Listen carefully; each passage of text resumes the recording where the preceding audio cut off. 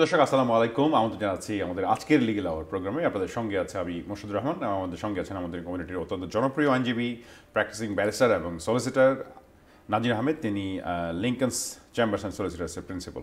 জনাব নাজির আহমেদ, আসসালামু আলাইকুম। ওয়ালাইকুম আসসালাম ওয়া অনেকদিন পর আপনাকে রাহমাতুল্লাহ। পেয়েছি। আপনাকে অশেষ ধন্যবাদ মাঝখানে 3 সপ্তাহ দেশে ছিলাম। যুক্ত হওয়ার জন্য। প্রিয় দর্শক, আপনারা জানেন আমাদের এই অনুষ্ঠানটি সরাসরি সম্প্রচার হচ্ছে। আপনারা আমাদের অনুষ্ঠানে অংশগ্রহণ করতে পারবেন আমাদের স্ক্রিনে দেওয়া নম্বরটিতে কল করে। আপনাদের যে কোনো আইন বিষয়ক প্রশ্ন থাকলে সেটি করতে পারবেন। আমাদের যিনি গেস্ট আছেন তিনি প্রাইমারি অ্যাডভাইস দিয়ে থাকবেন। নাজির ভাই, আমরা বরাবরই আপনাদের কাছে আপডেট নেই, আপনাদের কেসের কথা শুনি এবং কমিউনিটির ব্যাপারেও আপনাদের অনেক মেসেজ থাকে, সেগুলো শুনি। আপনি সাম্প্রতিক সময় বাংলাদেশ থেকে ঘুরে আসছেন, কী অবস্থা বাংলাদেশের পরিস্থিতি? হ্যাঁ, বাংলাদেশে আমি তো 3 সপ্তাহ ছিলাম, প্রচণ্ড ব্যস্ত সময় কাটিয়েছি ঢাকা, সিলেটে। কিছু চ্যারিটি কাজ করেছি, সরকারের অনেক রাষ্ট্রের অনেক উচ্চ পর্যায়ের লোকদের সাথে মত বিনিময় হয়েছে, কথা হয়েছে। মাননীয় প্রধান বিচারপতি মহোদয়ের সাথে ঘণ্টাখানেক কথা হয়েছে। আরও বিচারপতি, সুপ্রিম কোর্ট বারের প্রেসিডেন্ট, এরপরে বিভিন্ন সংস্কার কমিশনের চেয়ারম্যান যারা হয়েছেন কয়েকজনের সাথে কথা হয়েছে। পুরা দেশ দেখে আসলাম, মানে একটু গেছিলাম আসলে mainly to have a test of new changes. 5 তারিখের পরে যে চেঞ্জটা আসছে ওইটা একটু দেখা করার জন্য, দেখতে আর কি। তো খুব ভালো কেটেছে। প্রচণ্ড গরম ওয়েদারের দিক দিয়ে। আমি যখন সিলেটে ছিলাম তখন 38-39 ডিগ্রি সেলসিয়াস ছিল আর কি। খুবই ব্যস্ত সময় কাটিয়েছি। তো বাংলাদেশের তো পট পরিবর্তন, বিগত সরকার যারা 15-16 বছর ছিলেন তারা আর কেমন ক্ষমতায় নেই। তো যেটা আমরা লিগেল শোতে বলতে চাই যে স্বাভাবিক কারণে, অবস্থার পরিবর্তন হওয়ার কারণে যারা এক্সিস্টিং অ্যাসাইলাম ক্লেম ছিল বিএনপি বা জামাত নেতা বা কর্মী বলে আর কি, তাদের তো কিছুটা মেরিট হলেও একটু ডাউন হয়ে গেছে। আগে যেভাবে আওয়ামী লীগ থাকতে যে নিপীড়ন নির্যাতনের তাদের বয় বা ক্রেডিবল ইনফরমেশন ছিল, ওইটা এখন হয়তো নাই। তো এই জন্য ওভারঅল যাদের অ্যাপ্লিকেশন পেন্ডিং আছে, আপিল পেন্ডিং আছে অথবা ইন্টারভিউ পেন্ডিং আছে, তাদের ওভারঅল মেরিটটা কিন্তু একটু কমে গেছে। আবার অ্যাট দ্য সেম টাইম আপনি একেবারে যে নাই এটা বলা যাবে না। অবস্থার পরিবর্তন হলেও আওয়ামী লীগ ক্ষমতায় না থাকলেও বিএনপি বা জামাত এখনও ক্ষমতায় যায় নাই বা নাই এখন। সুতরাং সেদিক থেকে একেবারে যে মেরিট নাই সেটা বলা যাবে না। তবে এইটা মানে কেস টু কেস ভেরি করে আর কি। অনেক সময় দেখা গেছে যে বিগত সরকার 15-16 বছর ছিলেন, কিন্তু তাদের বিভিন্ন লেয়ারে তাদের মানুষ এখনো রয়ে গেছেন। যদি আপনি লেয়ার হিসাবে দেখেন 1, 2, 3, 4, 5, দেখবেন যে একটা সরাইলে আরেকটা সরাইলে আরেকটা সরাইলেও দেখা যায় থার্ড লেয়ারেও প্রিভিয়াস সরকারের অনেক লোক ছিলেন, অ্যাক্টরস ছিলেন। তো বর্তমান অন্তর্বর্তীকালীন সরকার যারা চালাচ্ছেন তারাও একটা হজবরল অবস্থার মধ্যে আছে নাকি, মানে এটা আপাত দৃষ্টিতে মনে হয়। তারা বিভিন্নভাবে চেষ্টা করছেন পুরো সিচুয়েশনকে কন্ট্রোল করার জন্য। বিশেষ করে আর্ম ফোর্সেস তারা ডে নাইট সহযোগিতা করতেছে সিভিলিয়ান গভর্নমেন্টকে। পুলিশ প্রথমে তো মানে কাজই করছে না, অনেকে পালিয়ে গেছিল, তো তারা আবার they are coming back to their basis. তো মোটামুটি সব কিছু মিলিয়ে যাদের অ্যাসাইলাম পেন্ডিং আছে বিএনপি এবং জামাত বলে আর কি, তারা সবাইকে আমি বলবো যে আপনারা একবারে আশাহত হবেন না। তবে হ্যাঁ, অবস্থার পরিপ্রেক্ষিতে তো আপনাদের মেরিটটা একটু দুর্বল হয়েছে, কিন্তু আপনি আপনার দক্ষ আইনজীবী যাকে আপনি ইনস্ট্রাকশন দিয়েছেন তার সাথে আপনি কথা বলেন, অ্যাডভাইস নেন, প্রয়োজন হলে সেকেন্ড ওপিনিয়ন নেন। আরেকটা জিনিস দেখবেন যে যাদের অ্যাপ্লিকেশন পেন্ডিং আছে অথবা আপিল হিয়ারিং পেন্ডিং আছে, তাদের ভেরি ইম্পর্টেন্ট হচ্ছে যে বাংলাদেশের অবস্থার উপরে একটা এক্সপার্ট রিপোর্ট তাদের যেন ক্লেম বা আপিলের পক্ষে সাবমিট করেন। কারণ অনেক সময় আছে যে মিডিয়া রিপোর্ট বা ইন্টারন্যাশনাল মিডিয়া রিপোর্ট বা বিভিন্ন ধরনের হিউম্যান রাইটস বডির রিপোর্টগুলো থেকে কিন্তু ক্লিয়ার পিকচার বাংলাদেশের পাওয়া যাচ্ছে না। সেই জন্য বাংলাদেশকে নিয়ে যারা কাজ করেন, গবেষণা করেন, এক্সপার্টিজ আছে, তাদের কাছ থেকে একটা এক্সপার্ট অপিনিয়ন নিয়ে ওইটা আপনার ক্লেইমের সপক্ষে সাপোর্ট করতে পারেন। ওটা ভেরি হেল্পফুল হয়। কয়েকজনের এভাবে হয়েছে, কারণ উনি পুরা ক্লিয়ার পিকচারটা 5 আগস্টের পটভূমি, পরবর্তীতে সরকার গঠন, কী অবস্থায় আছে এবং বিএনপি বা জামাতের কী অবস্থায় তারা আছে বা কতটুকু থ্রেট ফিল করে বা কতটুকু সেফ তাদের জন্য, এগুলা পুরো ব্যাখ্যা করে যদি এক্সপার্ট রিপোর্ট তাদের সাপোর্টে দেন, ওইগুলা কিন্তু কাজে লাগবে। তাই জন্য ভেরি ইম্পর্টেন্ট হচ্ছে আপনি সেকেন্ড ওপিনিয়ন নেন বা আপনার আইনজীবীর সাথে বসে আলাপ করেন, আর আপনি ওই যে এক্সপার্ট বা ওপিনিয়ন বা রিপোর্ট আপনার ক্লেম বা আপিলের সাথে ওইটা সাবমিট করেন। এটা খুবই সহায়ক হবে। আর যারা বর্তমান সরকারের, মানে বর্তমান সরকার বলতে আওয়ামী লীগ সরকারের বিগত পতিত সরকার যাকে বলে, তাদের যদি কোনো নেতাকর্মী এখানে এসে থাকেন এবং তাদের যদি ক্রেডিবল কোনো ইনফরমেশন বা প্রমাণ থাকে যে তারা দেশে গেলে নিগৃহীত হবেন বা হয়েছেন, তারাও অ্যাসাইলাম ক্লেম করতে পারেন। রাইট। আমাদের সঙ্গে একজন কলার যুক্ত হচ্ছেন, আমি কলার নিয়ে নেব। জি কলার, আসসালামু আলাইকুম। ওয়ালাইকুম আসসালাম। আসসালামু আলাইকুম ওয়া রাহমাতুল্লাহি ওয়া বারাকাতুহু। ওয়ালাইকুম আসসালাম। কলার, আমরা শুনছি আপনাকে, প্রশ্ন করুন প্লিজ। জি, আমার একটা প্রশ্ন ছিল। আমার আম্মা আর জন্য আর কি, আমার নানু আছেন, সো উনি পেনশন ক্রেডিটে আছেন, সো এক্ষেত্রে কি কোনো লাইক প্রাইভেট কেয়ার হিসেবে ওনাকে দেশে আনার জন্য অ্যাপ্লাই করা যায়, নর্মাল ভিজিটর না হয় আর কি? আর যদি নর্মাল ভিজিটর হয়ে অ্যাপ্লাই করতে হয়, তাহলে দেশে কি কি আমার ধরেন আম্মাকে প্রুভ করতে হবে ওই বাংলাদেশের ডকুমেন্টসগুলো একটু যদি এক্সপ্লেইন করেন। বা আমরা মূলত চাচ্ছি নর্মাল ভিজিটর হিসেবে না এনে ওনাকে যদি প্রাইভেট, আমার নানু প্রাইভেট কেয়ার হিসেবে আনতে চাই, এক্ষেত্রে কি করতে হবে আমাকে একটু বুঝিয়ে বললে ভালো হবে। জি কলার, অশেষ ধন্যবাদ। এভাবে কোনো বয়স্ক লোককে প্রাইভেটলি কেয়ারার হিসাবে আনার কোনো প্রভিশন নাই। এভাবে যদি হয় তো ফ্লাড গেট ওপেন হয়ে যাবে। এভাবে হোম অফিস কখনো তারা অ্যালাউ করবে না। এভাবে কোনো আইন নাই যে প্রাইভেট একজন বৃদ্ধ লোক বা ডিজেবল লোক তার প্রাইভেট কেয়ারের জন্য দেশের বাইরে থেকে নিয়ে আসবে, এটা নিয়ম নাই। যার কারণে আপনার প্রশ্নের উত্তর হচ্ছে না। যেটা করা যেতে পারে যে আপনার যে আত্মীয় বলছেন, উনি যদি এখানকার কোনো কোম্পানি থাকে যারা কেয়ার সার্ভিস প্রোভাইড করেন, তাদের সাথে যদি যোগাযোগ করে এবং তারা যদি এগ্রি হয় যে ওনাকে কেয়ার প্রোভাইড করবে এবং তারা যদি স্পন্সর করে কাউকে নিয়ে আসার জন্য, তাহলে দ্যাট কোম্পানি ক্যান ইস্যু কাস এবং স্পন্সরশিপ লাইসেন্স তাদেরকে নিয়ে আসতে হবে। এরপরে আসার পর যদি ওই তাদের কোম্পানির হাওলায় ওই ব্যক্তি যদি আপনার আত্মীয়কে লুক আফটার করেন, দ্যাট ইজ অ্যাকসেপ্টেবল। কিন্তু ব্যক্তিগতভাবে স্পন্সর করা সম্ভব নয়। আর যদি সিম্পল ভিজিটে নিয়ে আসতে চান, ওখানে কিন্তু কেয়ারার হিসাবে কাজ করার রাইট থাকবে না। ভিজিটর হিসাবে আনতে হলে বা আসতে হলে মেইনলি দেখার জন্য আসবেন, বা ইউকে দেখার জন্য বা আত্মীয়কে দেখার জন্য। তো যদি আপনার আম্মা স্পন্সর করেন, বিশেষ করে অ্যাকোমোডেশন সাইট, তাইলে অ্যাকোমোডেশনের ডকুমেন্ট দিতে হবে। আর মেনটেনেন্স যদি উনি বা আরও কেউ নিকট আত্মীয় স্পন্সর করেন, তার প্রমাণ দিতে হবে কাজের বা ব্যবসার। আর যিনি আসবেন বাংলাদেশ থেকে, তার ওই যে সেখানকার অবস্থার পরিপ্রেক্ষিতে এবং অবস্থার উপর ভিত্তি করে তার এভিডেন্স দিতে হবে। উনি যদি কাজ করেন বা ব্যবসা করেন, তার ডকুমেন্ট, কতদিনের জন্য আসছে, জব করলে জবের লিভ লেটার, এরপরে ওখানে যে তার আত্মীয় স্বজন আছে বা ব্যবসা বাণিজ্য থাকলে ওইগুলো তুলে ধরতে হবে আর কি। তো দিয়ে এভাবে অ্যাপ্লাই করতে হবে ভিজিটর ভিসায়। খুব সুন্দর ব্যাখ্যা দিয়েছেন। প্রিয় দর্শক, আমরা আশা করি আপনি উত্তর পেয়েছেন। আমরা আবারও আলোচনায় ফিরছি নাজির ভাই। আমরা সবাই দেশটি খুব মানে উৎকণ্ঠা, উদ্বিগ্ন কাজ করছে আমাদের মধ্যে, যে এখনকার পরিস্থিতি অনেকে বলছে ভালো না, এবং যেই সংস্কার, যেই ধরনের 6টা কমিশন করা হলো, এইটা কি এই সরকার পারবে? মানে আপনি তো নিজে স্বচক্ষে দেখে এসলেন এবং আপনি নিজেও একজন লয়ার, আপনি নিজেও মানে উপলব্ধি করছেন কতটুকু করতে পারবে তারা। আপনার ওপিনিয়নটা কি এই বিষয়ে?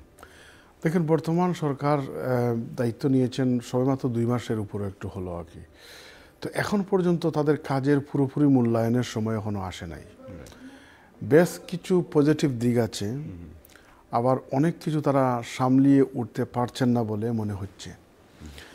অনেক কিছু আছে যে তাৎক্ষণিকভাবে করতে হয়, দেরি করলে আপনি সেটা করতে পারবেন না। আপনাকে অনেক ফ্যাক্টরস বাধা দিবে, পরিস্থিতি বাধা দিবে, সময় বাধা দিবে। তো কিছু জিনিস আছে তারা 1 থেকে 2 সপ্তাহের ভিতরে করে নিতে পারলে খুব ভালো করতেন, এখন করতে পারবেন বলে মনে হচ্ছে না।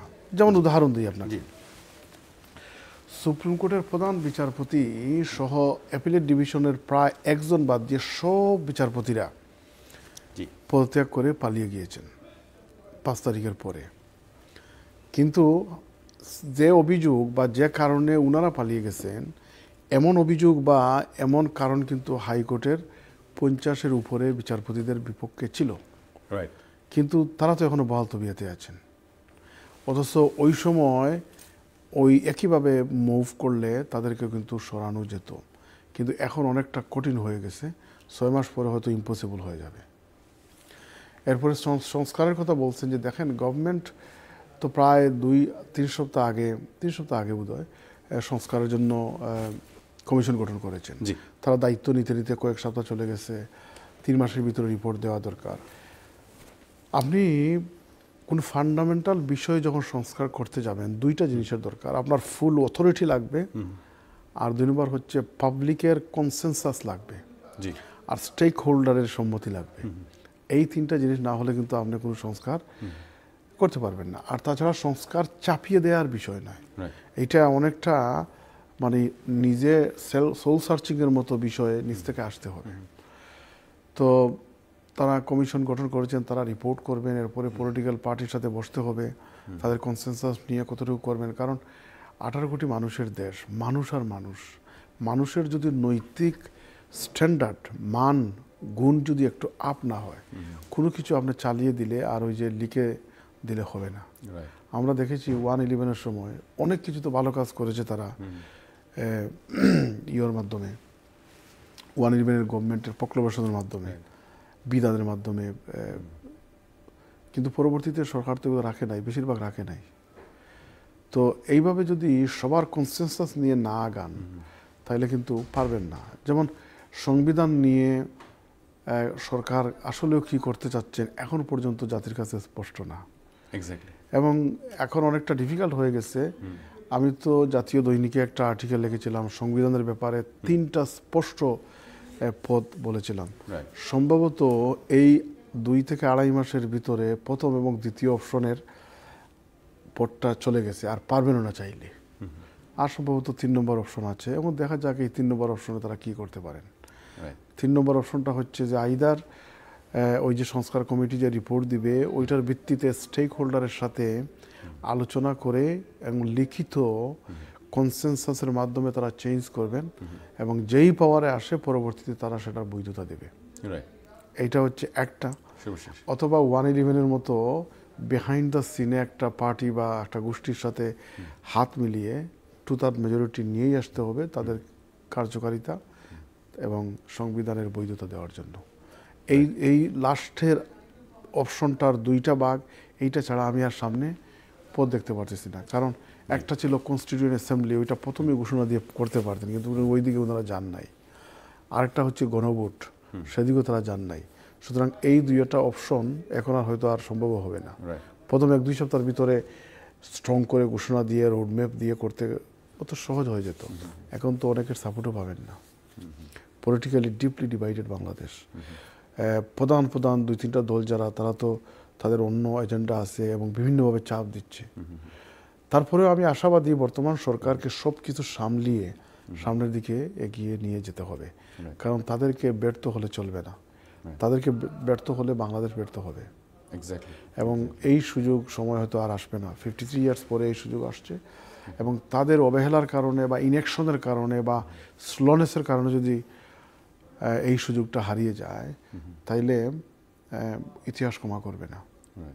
এজন্য তাদেরকে সফল হতেই হবে, এবং সফল না হলে তারা যদি ব্যর্থ হন এবং পরিবর্তিত পতিত সরকার যদি কোনো রকমের ক্ষমতায় আসতে পারে, অথবা তাদের প্যাট্রোনাইজেশনে কোনো গভর্নমেন্ট আসতে পারে, তাহলে যারা ক্ষমতায় আসেন তাদের সিরিয়াস কনসিকুয়েন্সেস আছে।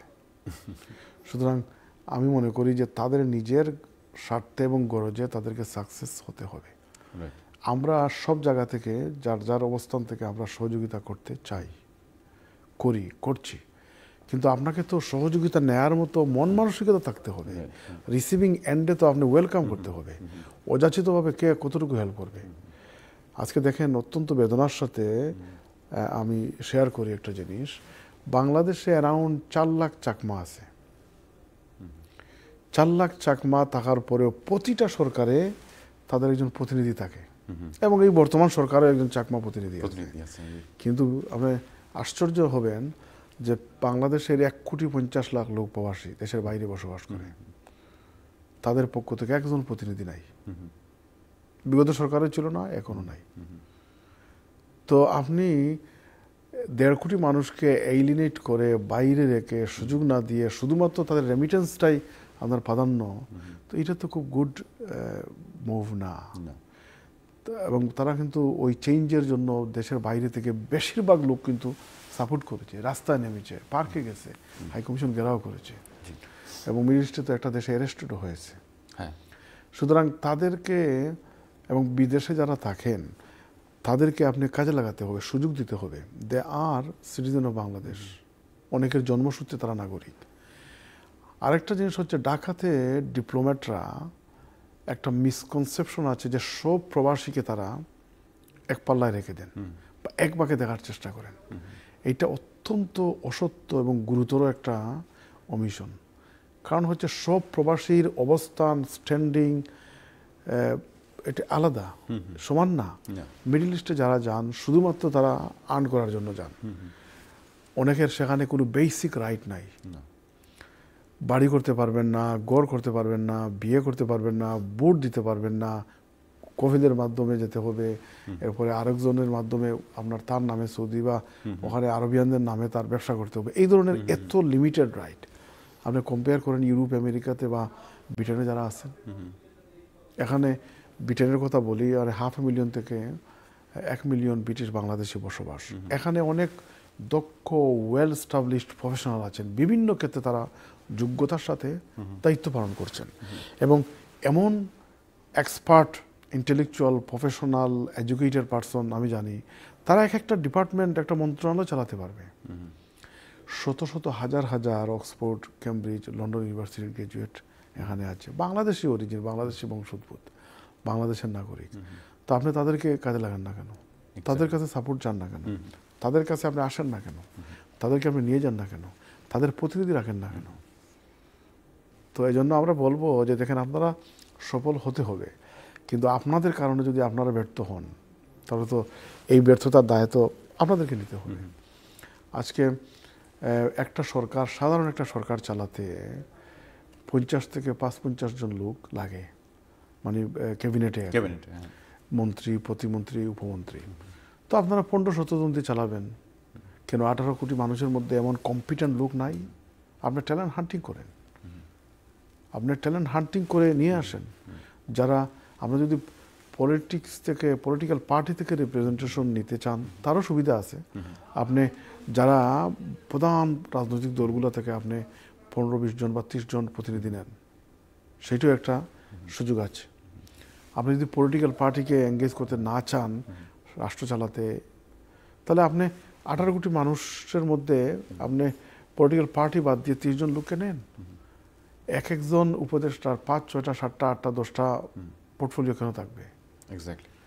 আমাদের ডক্টর ইউনূস স্যার অত্যন্ত বয়োবৃদ্ধ ব্যক্তিত্ব, সম্মানিত ব্যক্তিত্ব, এবং পৃথিবীর মানুষ তাকে সম্মান করে, এবং তার কোনো বিকল্প ছিল না। 5 আগস্টের পরে পরিবর্তিত পরিস্থিতিতে ডক্টর ইউনূস ছাড়া এই পজিশনে থাকলে সরকার প্রধান হিসাবে সরকারকে আঞ্চলিক এবং আন্তর্জাতিক অনেক চাপ এবং হুমকির মুখে পড়তে হতো। কিন্তু এইটা ডক্টর ইউনূস সাহেব সেখানে থাকার কারণে এইটা অনেক সময় আছে পাহাড় হয়ে আসছে বিপদ, পানি হয়ে চলে গেছে। যেমন আপনার ইউইতে 50 জনের আর অনেক আঞ্চলিক অনেক পরাশক্তি অনেক প্রোপাগান্ডা করতেছে, কিন্তু ডক্টর ইউনূস স্যার থাকার কারণে এই প্রোপাগান্ডা বিশ্বে পানি পাবে না। কারণ আপনি মৌলবাদী অথবা জঙ্গি বলে বা জঙ্গি কার্ড আপনি বিশ্বকে খাওয়াইতে পারবেন না, কারণ ডক্টর ইউনূসকে পৃথিবীর সবাই জানে। যারা ওয়ার্ল্ড নিয়ে মাথা কামায় তারা সবাই ডক্টর ইউনূসকে জানে। সুতরাং আপনি প্রোপাগান্ডা মেশিন ছাড়লেও কিন্তু হবে না। তাই জন্য বললাম যে ডক্টর ইউনূস স্যার ওই পজিশনে থাকার কারণে বলতে পারেন যে পাহাড় হয়ে আসছে বিপদ, পানি হয়ে চলে যাচ্ছে। তো উনিও তো বয়স্ক সম্মানিত লোক, বয়সও প্রায় 80-র উপরে। তো একটা ব্যক্তির উপর 8টা, 10টা, 12টা পোর্টফোলিও, হিমশিম খাচ্ছেন। অনেকের ঘুম নাই, চেহারায় প্রতিফলিত হচ্ছে। সেই জন্য আপনি মনে করেন যতই সুস্থ সবল ব্যক্তিত্ব থাকুক, 5 দিনের ভাত তো আপনি একদিনে খেতে পারবেন না। আপনি যতই চেষ্টা করেন 5 জনের 50 কেজিওয়ালা ওজনের 5 জনের ভাত তো একা আপনি সামাল দিতে পারবেন না। সেজন্য তারা বিভিন্নভাবে হিমশিম খাচ্ছে। এজন্য তাদেরকে ফারসাইটেড হতে হবে, সাহসী হতে হবে। এবং যে গণ অভ্যুত্থান হলো, সফল গণ অভ্যুত্থান, যেটাকে আমি দক্ষিণ এশিয়ার শতাব্দীর মধ্যে সফল গণ অভ্যুত্থান বলি আর কি, এই গণ অভ্যুত্থানকে মনে প্রাণে হৃদয়ে ধারণ করে এমন ব্যক্তিত্বদের আপনি ওই কি পজিশনগুলোতে রাখা দরকার। ওখানে গিয়ে যদি আপনি মানে ব্যালেন্স করার চেষ্টা করেন, শান্তির অমুখ বাণী বলার চেষ্টা করেন, কাউকে রিহ্যাবিলিটেট করার চেষ্টা করেন, কাউকে আবার নিয়ে আসার চেষ্টা করেন, এবং দুই পক্ষ খুশি না হয় এমন কথা বলার চেষ্টা করেন, অখুশি না হয়, তো এগুলো তো জনগণ তো খাবে না। কারণ একটা সফল গণ অভ্যুত্থানের মাধ্যমে প্রায় 1500 থেকে 1600 লোক জীবন দিয়েছে, হাজার হাজার লোক পঙ্গুত্ব বরণ করছে, এবং অনেকে কিন্তু আস্তে আস্তে মারাও যাচ্ছে অনেকে। তো তাদের এই আত্মত্যাগের কারণে একটা চেঞ্জ আসছে। আর আপনি একেবারে মানে আমি এদিকেও নাই ওদিকেও নাই ব্যালেন্স করে কোনো রকম যাওয়ার চেষ্টা করি, এটা তো বিপ্লবের বা ওই যে গণ অভ্যুত্থানের স্পিডের সাথে যায় না। এজন্য তাকে ধারণ করে, এবং কিছু জিনিস আগে বলছি যে আপনি প্রথম থেকে এটা করতে হবে, দেরি হলে পারবেন না, দেরি হলে ওই স্পিরিট থাকবে না, এটা ন্যাচারালি।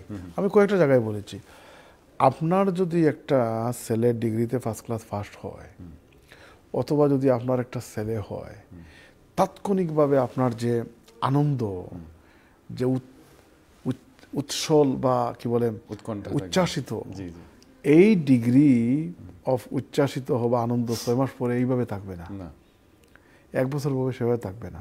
হয়তো বছর বছর আপনি অবজার্ভ করতে পারেন, কি বলে অবজারভেশন করতে পারেন বা সেলিব্রেশন করতে পারেন, কিন্তু প্রথম মুহূর্তের আনন্দ বা প্রথম ঘন্টা প্রথম দিনের আনন্দ এইটা 6 মাস পরে থাকবে না।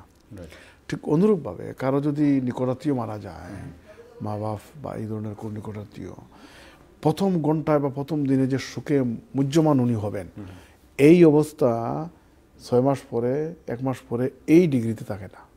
হয়তো চিরজীবন উনি সুখ বহন করবে, তার একটা হৃদয়ে রক্তক্ষরণ চলতেই থাকবে, কিন্তু যে ডিগ্রিটা প্রথম আওয়ারে প্রথম দিনে ছিল, প্রথম সপ্তাহে ছিল, এইটা সারা জীবন থাকবে না। ঠিক অনুরূপভাবে একটা গণ অভ্যুত্থানের পর যে স্পিরিট, যে হাই ছিল মানুষের চাওয়া পাওয়া, সেইটা তো থাকবে না একই ডিগ্রিতে। এজন্য প্রথম সপ্তাহ 2 সপ্তাহে অনেক কিছু করার ছিল, কিন্তু ওনারা একটু স্লোলি যাচ্ছে নাকি, হয়তো ওনাদের পক্ষে যুক্তি আছে, কিন্তু স্লোলি যাওয়াতে হয় কি, এই যে বললাম একবার আমরা কবিতা পড়েছি যে আবার আসিব ফিরে দানশিটির তীরে, হয়তো মানুষ নয় শঙ্খচিলের বেশে।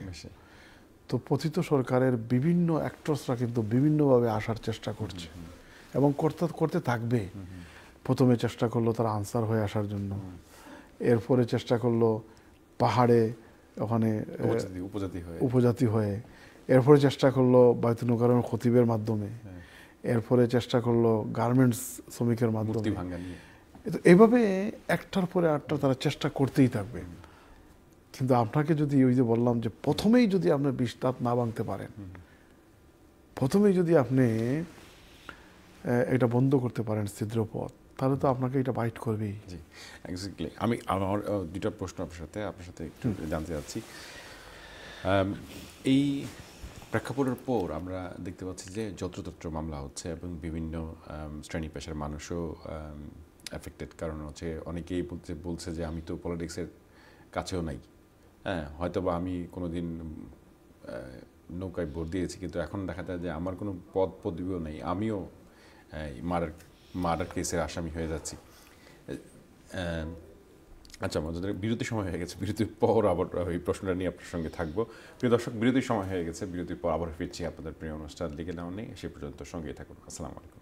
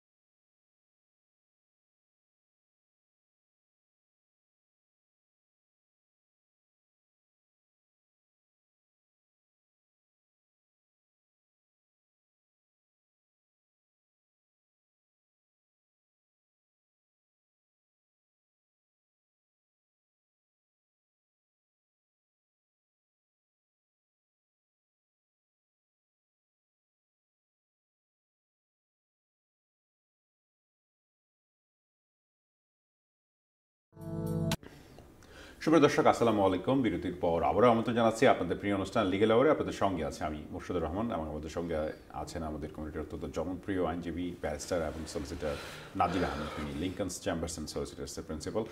আমরা বেশ কিছু বিষয় নিয়ে আলোচনা করছিলাম, বিশেষ করে বাংলাদেশের বিষয়ে। নাজির আহমেদ, আপনি যেহেতু সম্প্রতি ঘুরে আসছেন, যেই প্রশ্নটা আমি করতে যাচ্ছিলাম আসলে বিরতির আগে, সেটা হচ্ছে যে 14জন মামলা হচ্ছে এবং অনেকে আওয়ামী কোনো পদেও ছিল না, পদবি কিছুই ছিল না, তাদের বিরুদ্ধে মামলা হচ্ছে।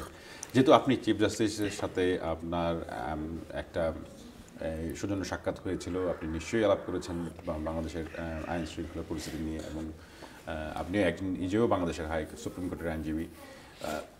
আপনার কি অভিমত, এই ধরনের হয়রানি কবে বন্ধ হবে এবং আমরা কবে মানুষ হব? শুধু এক কথা যেটা না, আসলে বাংলাদেশে ঘুরে দেখলাম যে Bangladesh is land of cases, মানে মামলার জনপদ আর কি।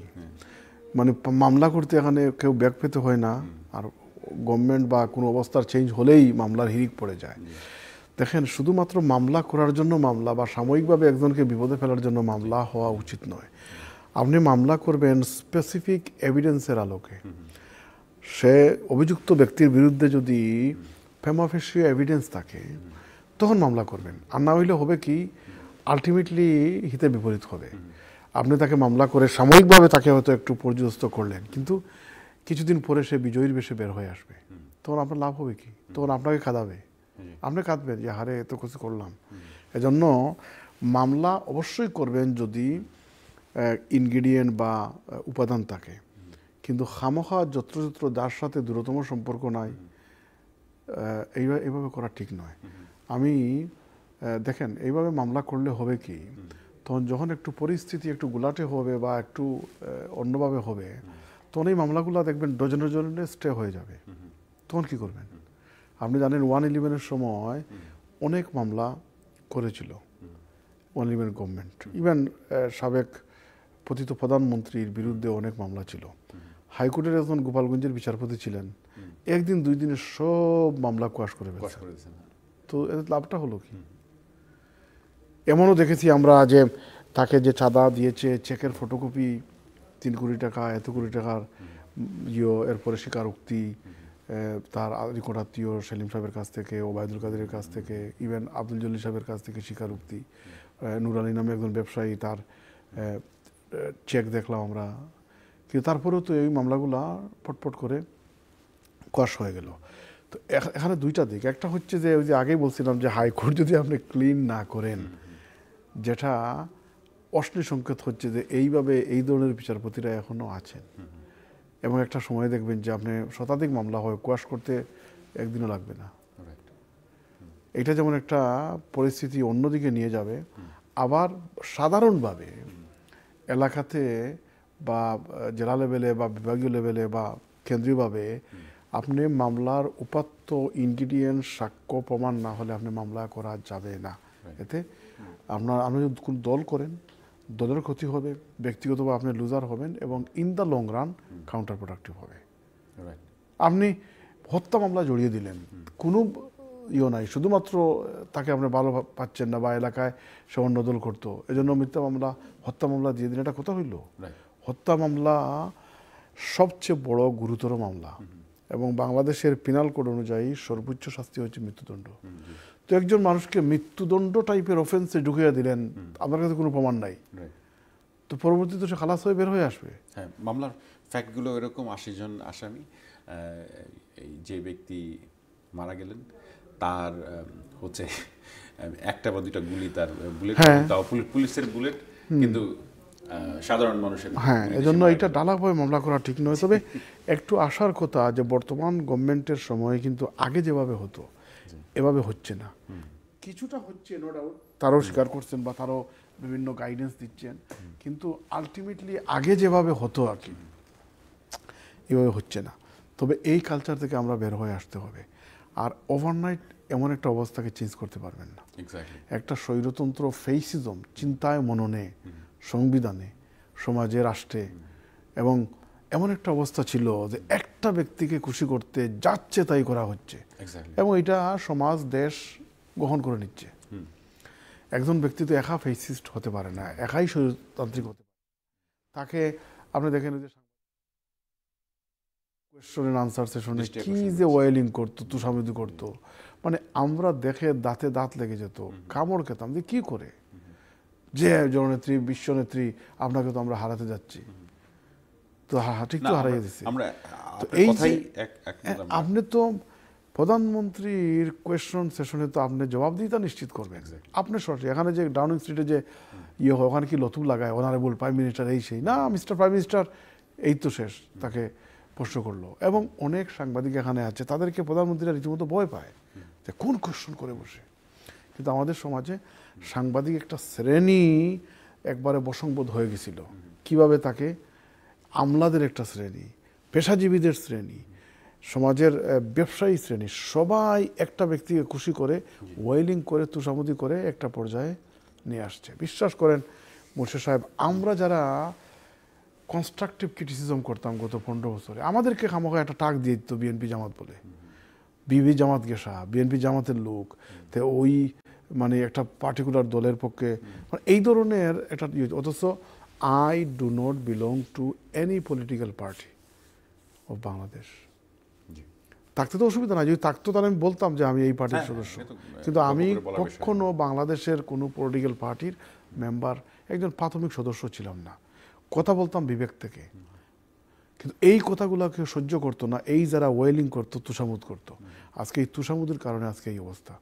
আমরা বারবার বলেছিলাম যে কেয়ারটেকার গভর্নমেন্ট সিস্টেমটা বাংলাদেশের সেফটি নেট, এইটা কনস্টিটিউশন থেকে বাদ দেয়া যাওয়া উচিত নয়। কিন্তু ওই সময় তারা যারা পতিত সরকারের ইয়ে ছিল, লেসপেন্সার ছিল, তারা কিন্তু এটা সহ্য করতে পারতো না, আনাইয়ে বিনাইয়ে তারা সাপোর্ট করতো। অথচ এই কেয়ারটেকার প্রভিশন যদি থাকতো তাহলে 2014 সালে হয়তো আওয়ামী লীগ ক্ষমতায় আসতে পারতো না, কিন্তু 2018-তে আবার চলে আসতো, মানে এইভাবেই চলে আসতো। কিন্তু এখন কি হলো, এমনভাবে চলে যেতে হলো, কখন যে আর আসতে পারবে তার কোনো নাম নিশানা নাই। তাই জন্য কনস্ট্রাকটিভ ক্রিটিসিজম বা ইতিবাচক সমালোচনা, এটা দলের জন্য ভালো, দেশের জন্য ভালো, সমাজের জন্য ভালো, জাতির জন্য ভালো। এই মন মানসিকতা আমাদের সমাজে গড়ে উঠে নাই। তবে বাংলাদেশে একটা চেঞ্জ দেখলাম যে you are free to write, free to speak, মানে আপনি লিখতে পারবেন স্বাধীনভাবে, কথা বলতে পারবেন স্বাধীনভাবে। এই জিনিসটা আমি এবার গিয়ে দেখে আসলাম। আমরা বিভিন্নভাবে, আমি তো ঢাকায় স্বল্পকালীন ছিলাম, তারপরে 4টা জাতীয় টিভিতে টকশো করেছি, জাতীয় প্রেস ক্লাবে আমরা করেছি, প্রেস কনফারেন্স করেছি, এবং সংবিধানের ব্যাপারে কথা তুলে ধরছি, সরকারের একাধিক গুরুত্বপূর্ণ ব্যক্তির সাথে কথা বলেছি। তো এই স্বাধীনতা বা এই যে ফ্রিডমটা আমি দেখে আসলাম দেশে আগে। কিন্তু আবারও বলি যে দেশটা আমরা সামনের দিকে যেতে হবে, আমরা জাতি হিসাবে ঐক্যবদ্ধ থাকব। বাংলাদেশে এমন রিসোর্সেস আছে, বিশ্বাস করেন, যদি জনগণ যদি একটু মোরাল বা নৈতিক দিক দিয়ে একটু আপলিফটেড হয়, যার অবস্থান থেকে যদি পজিটিভ ওয়েতে অ্যাকশন করে, কাজ করে, চিন্তা করে, আর সরকার যদি সৎ হয়, তাহলে পথ করে উঠতে পারবে। মালয়েশিয়া, থাইল্যান্ড, সিঙ্গাপুর, ইউএই বাংলাদেশের চেয়ে খুব ভালো অবস্থায় ছিল না 30-40 বছর আগে, কিন্তু আজকে কোথায় তারা গেছে। তাই জন্য আমাদেরকে এই জিনিসটা রিয়ালাইজ করতে হবে, কোনো সরকার আপনাকে সব কিছু ঠিক করে দিবে না, আপনার ওন অবস্থার চেঞ্জ করতে হবে। যে প্রশ্নটা আমি করছিলাম রাজীব ভাই, বর্তমান বিচারপতি যেহেতু আমার জানার মধ্যে বর্তমান বিগত কয়েক বছরের মধ্যে সর্বোচ্চ শিক্ষিত মানুষ, এবং ওনার বিবেচনা এবং ওনার চিন্তা আরও ডিফারেন্ট থাকবে অন্যান্য বিচারপতি থেকে, যেহেতু আপনি ওনার সাথে ব্যক্তিগতভাবে সুযোগ সাক্ষাৎ করেছেন, এবং ওনার পরিকল্পনা কি বিচার ব্যবস্থা নিয়ে আমরা ঠিকই বলেছেন, মোর্শেদ সাহেব খুব সুন্দর একটা প্রশ্ন করেছেন।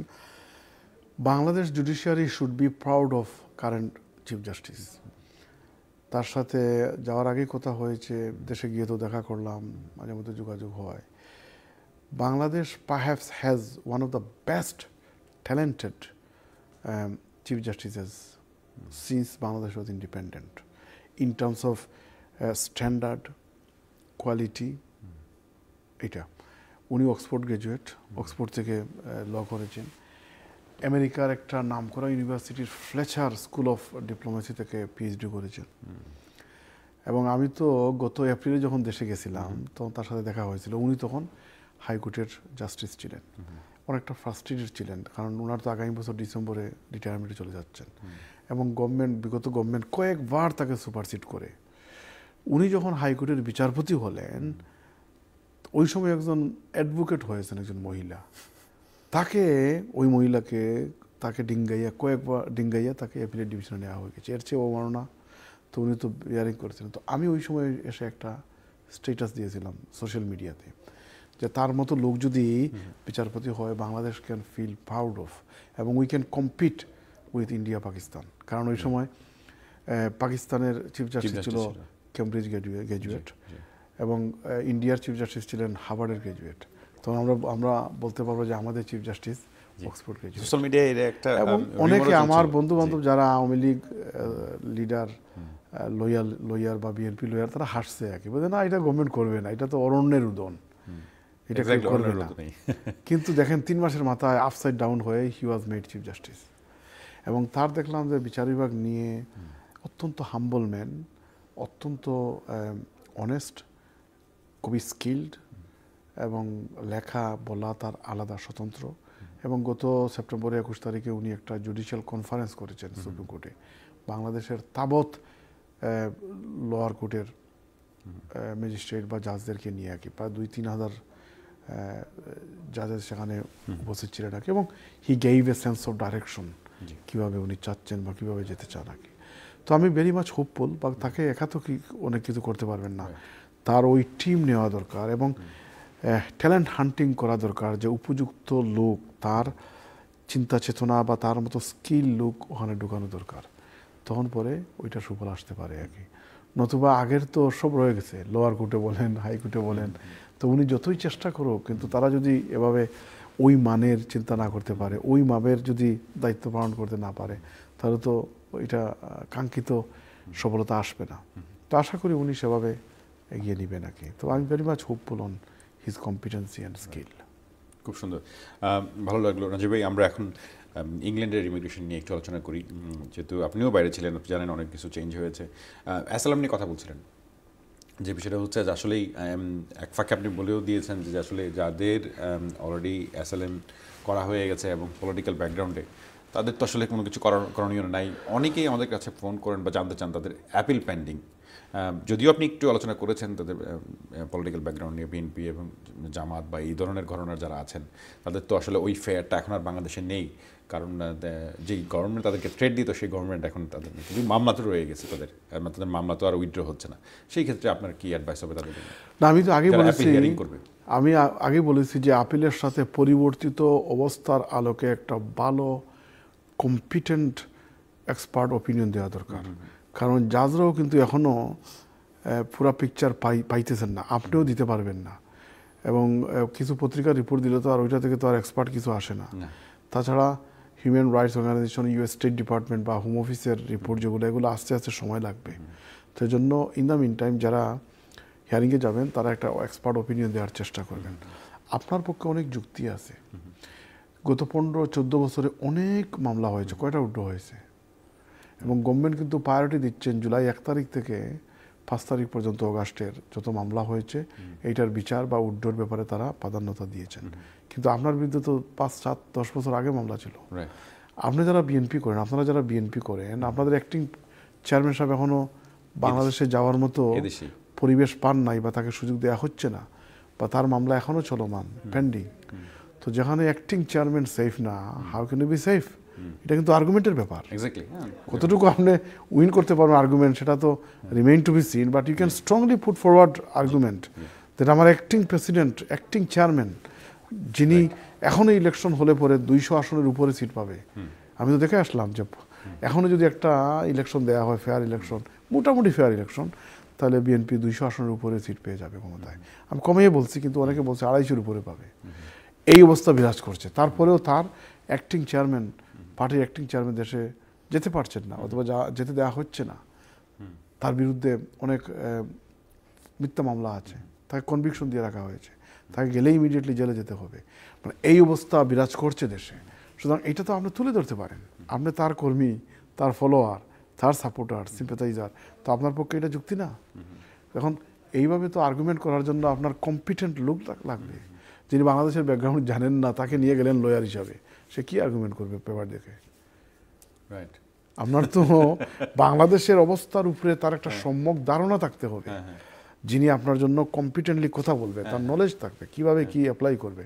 কারণ আপনি একজন নিয়ে গেলেন অন্য কমিউনিটির একজন, যে বাংলাদেশের ব্যাপারে কিছুই হয়তো জানে না, ওই বাইরের রিপোর্ট দেখে বা আপনার ওই ফাইল দেখে কিছু হয়তো ইয়ে করবে।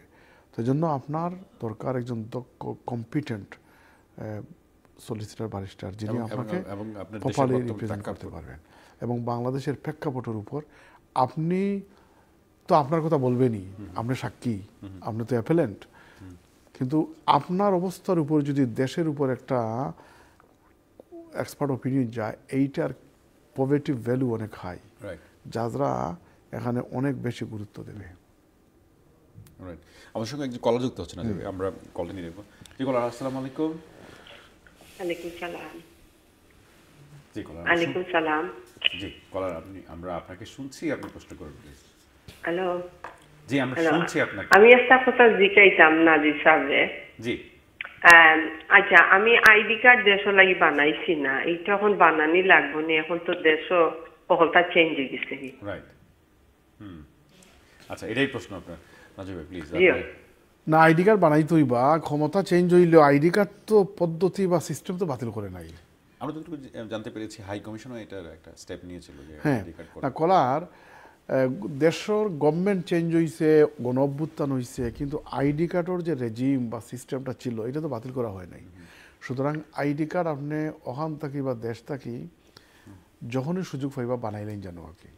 যেহেতু গভর্নমেন্ট মোটামুটি অনেকটা কম্পালসারি করে ফেলছে, যদিও আমি এইটার সাথে একমত না যে পুরা জাতির প্রত্যেক নাগরিকের হাতে আইডি কার্ড তাহার আগ পর্যন্ত আপনি কম্পালসারি করতে পারেন না, কিন্তু তারপরেও বাংলাদেশে অনেক সার্ভিস আছে ওইটা নেওয়ার জন্য এই আইডি কার্ড লাগে। সুতরাং আপনি দেশে গিয়ে থাকলে অথবা এখান থেকে হাই কমিশনের মাধ্যমে সম্ভব হলে আপনি করিয়ে নিয়ে নাকি। ওকে ওকে, আসসালামু আলাইকুম। আপনার আইডিয়া আমরা আশা করি আপনি উত্তর পেয়েছেন।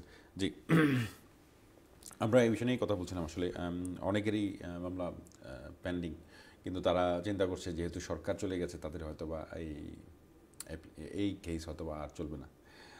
আপনি যে পয়েন্টটা বলেছেন যে এখন দেখেন আমরা তাদের লিডারই যায় না সেই জায়গায়, আমি তো বলছি দেখেন আপনি তো লয়ার ব্যারিস্টার, আমরাও লিগ্যাল প্রফেশনে আছি, আমরা যে পক্ষে যাব ওই পক্ষে আমরা আর্গুমেন্ট করব। এখনও যদি আমি ব্রিটিশ গভর্নমেন্টকে রিপ্রেজেন্ট করি তাহলে ঘন্টার পর ঘন্টা আমি সাবমিশন দিতে পারবো যে কেন এখন অ্যাপ্লিক্যান্ট বাংলাদেশে যেতে পারবে না, তার জন্য সেফ, একবার তথ্য উপাদ্য দিয়ে আমি দেখাতে পারবো। আবার ইকুয়ালি যখন আমি কোনো ক্লেইমেন্টের পক্ষে অ্যাপেলেন্টের পক্ষে যাব তখন আমি ঘন্টার পর ঘন্টা সাবমিশন দিতে পারবো যে কেন সে সেফ না বাংলাদেশে যেতে। তার আমাদের দায়িত্ব তো হচ্ছে যে পক্ষে যাবেন ওখানে নিয়ে আপনি কথা বলবেন। তো অ্যাপেলেন্ট যাদের অ্যাসাইলাম পেন্ডিং আছে বা আপিল হিয়ারিংয়ের পেন্ডিং আছে, অনেক যুক্তি আছে। এটা তো কিছু একটা বললাম, কিন্তু অনেক যুক্তি আছে। এবং মামলা ওয়ান্স আপনাকে মামলাতে জড়াবে, ওভারনাইট আপনি ওখান থেকে বাঁচতে পারবেন না। এবং অনেকের বিরুদ্ধে তো একাধিক মামলা আছে, 2টা 3টা 5টা ডজন, ইভেন কয়েক ডজন মামলা, শতাধিক মামলা আছে প্রধান বিরোধী দলের যে সেক্রেটারি মহাসচিব যিনি, তার এগেইনস্টে। এমনও দেখেছি 250 মামলা পর্যন্ত আছে একজন বিরোধী দলের নেতার বিরুদ্ধে। তো এগুলো তো ওভারনাইট তো আপনি শেষ হবে না। আর গভর্নমেন্ট তো কিছুটা নিরপেক্ষ ভূমিকা পালন করার চেষ্টা করছে, যার কারণে অনেক সময় অনেকটা তারা ঠিকমতো করতে পারছেন না। যেমন ফর এক্সাম্পল মাহমুদুর রহমান সাহেব গেলেন, গিয়ে 5 দিন তাকে জেলে থাকতে হয়েছিল। তারা ব্যাখ্যা দিচ্ছেন যে এটা আইনি ফর্মুলায় থাকতে হতো, কিন্তু আপনি জানেন যে ক্রিমিনাল মামলাতে রাষ্ট্র তাকে বাদী। বাংলাদেশে বলে বাংলাদেশ বনাম জন্টু মিয়া বল্টু মিয়া হোয়াট এভার, আর এখানে বলে আর মানে Regina versus David Tom whatever. তার মানে রাষ্ট্র এখানে ব্যক্তি মামলা করবে না, রাষ্ট্র মামলা করবে কোনো অপরাধীর বিরুদ্ধে এবং রাষ্ট্র সাজা নিশ্চিত করবে। তো বাংলাদেশে সর্বোচ্চ পর্যায়ে যিনি বসবাস করছেন, আইন মন্ত্রণালয়ের হেড যিনি, ফর এক্সাম্পল, উনি যদি পাবলিকলি মিডিয়াতে এসে বলে যে এই মামলা একেবারে ভুয়া, টাকা মিথ্যা, তখন এই রাষ্ট্রের দায়িত্ব কি? রাষ্ট্রের দায়িত্ব হচ্ছে টু এনশিওর দ্যাট এই সিটিজেন আর এক মুহূর্তেও যেন অন্যায়ভাবে মিথ্যা মামলা শিকার না হয়। এটাই তো মামলা। আর স্টেট মেশিনারি তো আপনার হাতে। তারপরে তো ওনাকে 5 দিন থাকতে হয়েছে। সো এই পয়েন্টগুলো তো আপনাকে কোর্টে তুলে ধরতে হবে। আপনি তারেক রহমান সাহেব কেন দেশে যেতে পারছেন না? কেন যাচ্ছেন না? তার বিরুদ্ধে তো কনভিকশন আছে এবং তার বিরুদ্ধে বিচারক রায় দিয়ে দেশে থাকতে পারেন নাই। এই রায় তো এখনো বহাল আছে। তো আপনার যদি অ্যাক্টিং চেয়ারম্যান সাহেব যদি সেফ ফিল না করেন, যেতে না পারেন বা যেতে দেয়া না হয়, practically he is not safe there, তাহলে আপনি তার দলের হিসাবে কতটুকু সেফ আছে?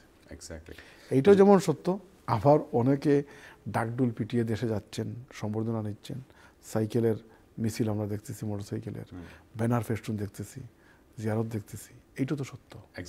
সুতরাং সব কিছু মিলিয়ে আপনাকে আপনার পক্ষে, কারণ আপনি অ্যাসাইলামে বিয়ন্ড রিজনেবল ডাউট এটা প্রমাণ করতে হবে না। অ্যাসাইলামের স্ট্যান্ডার্ডটা কিন্তু অনেক মানে lower degree of civil standard. আপনি জানেন যে 2টা স্ট্যান্ডার্ড, এটা হচ্ছে বিয়ন্ড রিজনেবল ডাউট হচ্ছে ক্রিমিনাল লর জন্য, আর সিভিলের জন্য হচ্ছে on the balance of probability. কিন্তু এই অন দ্য ব্যালেন্স অফ প্রবাবিলিটির লোয়েস্ট ডিগ্রির স্ট্যান্ডার্ড হচ্ছে অ্যাসাইলামের। এর অধীনে আপনাকে প্রমাণ করতে হবে। ধন্যবাদ ভাই, আমাদের সময় একদম শেষ। আপনি একদম সংক্ষেপে যদি 10 আমরা চেষ্টা করেছি কলার আপনাদের 1-2টা কল নিতে, কিন্তু বাকিগুলো আমরা চেষ্টা করেছি বাংলাদেশের পরিবর্তিত পরিস্থিতির আলোকে স্পেশালি অ্যাসাইলামের ব্যাপারে কি করা দরকার, এ থেকে আপনারা অনেকে উপকৃত হবেন। প্লাস বাংলাদেশের অবস্থার আলোকে আমরা বলেছি যে কি হতে যাচ্ছে। আমরা কনস্ট্রাকটিভ রিভিউ করেছি গভর্নমেন্টের উপরে। আমরা গভর্নমেন্টের সাপোর্ট করি, গভর্নমেন্ট যেন আরও এগিয়ে যান, তাদেরকে সফল হতেই হবে। এত রক্তক্ষয়ের মাধ্যমে তারা আসছেন, তাদেরকে সফল হতেই হবে। তো আমরা বর্তমান অন্তর্বর্তী সরকারের সফলতা কামনা করছি। প্লাস আমরা দর্শকদেরকে ধন্যবাদ জানাচ্ছি। মুর্শেদ সাহেব, আপনাকে অশেষ ধন্যবাদ। ধন্যবাদ আমাদের সঙ্গে থাকার জন্য। প্রিয় দর্শক, আগামী পর্ব দেখার আমন্ত্রণ জানিয়ে আজকের মতো এখানে বিদায় নিতে হচ্ছে। সে পর্যন্ত সুস্থ থাকুন, সুন্দর